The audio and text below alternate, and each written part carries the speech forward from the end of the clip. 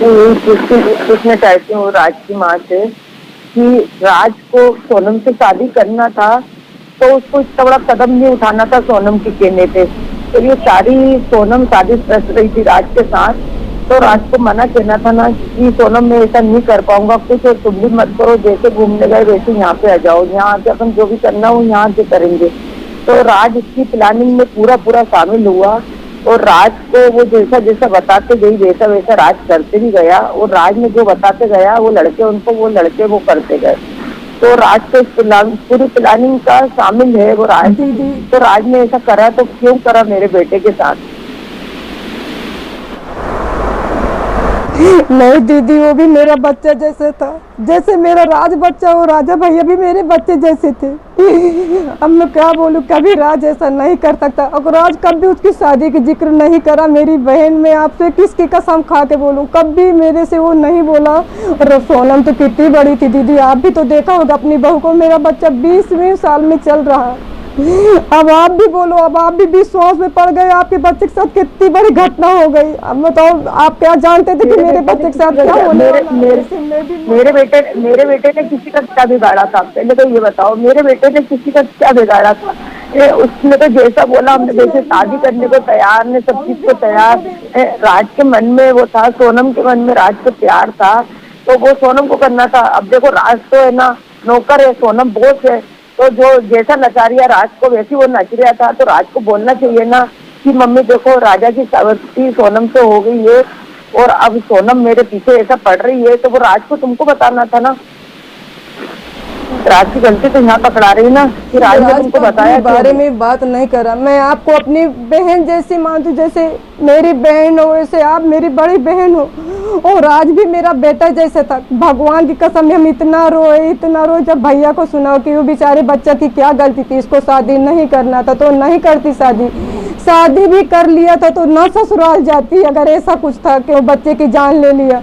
और रही बात मेरे राज की, मैं आपकी किसकी कसम, आप जो देवता को मानती हूँ मेरे को वहाँ ले चलो, मैं अपनी बच्चियों के साथ आपके साथ चलूंगी और चढ़ के बोलूंगी कि मेरा राज कभी सोनम के बारे में मेरे से कोई बात नहीं करा। उसने शादी कर ली थी,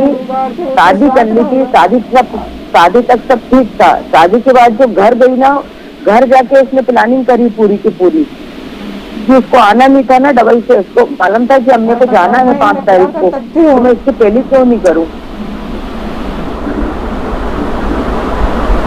और इसमें उसके दिल में क्या चल रहा था? राज की आप बोल रहे ना, राज की उसके मेरे से उसको कभी आज तक बोला ही नहीं। हम भी उसका फोन उठाते थे, कभी उसकी कोई ऐसी बात नहीं हुई कि कभी उसकी कोई बात हुई कि वो और सोनम तो कितनी बड़ी उससे, वो कितना छोटा। और बहन में मेरे आदमी भी नहीं, मैं किराए से रहती हूँ। लड़की एक पैसे के लिए ऐसा कुछ करती है तो मेरे पास इतना पैसा भी नहीं कि मेरा राज कुछ दे कर सकता था, कुछ जान सकता। अगर आपको भरोसा नहीं, कोई दूर नहीं बहन, आप मेरे से घर आके बात कर सकते हो। मैं आपके घर भी बुलाऊं तो आ सकती हूँ। आप भी मेरी मदद करो मेरे बच्चे की बचाने में। मेरा तो कोई नहीं, ना मेरा आदमी है ना मेरा कोई परिवार है, किराए पे अकेले 2 बच्चों को लेके रह रही हूँ। मेरा कोई आगे पीछे नहीं है मेरी बहन। मैं आपके भी हाथ पैर जोती हूँ, अगर भरोसा नहीं तो आप आके मेरी स्थिति देख जाओ मैं कैसे जी रही हूँ। मेरा रात की मैं आपको बताऊँ, आप 2 मिनट सुनो। जब मेरे पति शांत हो गए 2020 में 11 मई को शांत हुए, मेरा राज 10वीं क्लास में पढ़ रहा था। उसके बाद हम गांव से 8 महीना बाद आए। फिर मेरा राज कपड़ा मार्केट में काम पे जाया करता था और रात में आता था ना तो न्यूज़पेपर डालने जाया करता था। ऐसा मेरा बच्चा मेहनत करके अपने बहनों की जिम्मेदारी निभाई। जैसे अड़ोसी पड़ोसी रहते तो बोलते थे शिवानी की मम्मी ये बीमार पड़ जाएगा। एक भैया ने बताया कि तेरे को कंप्यूटर क्लास आता हो तो मैं बताऊं जगह, तू वहाँ पे काम कर लेना। तो वो गया और गोविंद भैया के यहाँ काम करने लगा। तो उन्होंने बोला ठीक है। अब बाद 2 साल बहन काम किया, 2 साल में पता नहीं क्या हो गया कि आज मैं तड़प रही अपने बच्चे की जवाबदारी थी। तो राज को पहली बार तो ऐसा कदम उठाना नहीं था कि मेरी माँ अकेली है, हम गरीब लोग हैं, तो हम इस मामले में कुछ नहीं कर सकते हैं, हम तेरा साथ नहीं दे सकते हैं। तो राज को ये बात पहले समझना था कि मेरा परिवार है। तो राज ने ऐसा गलत कदम क्यों उठाया? पहले तो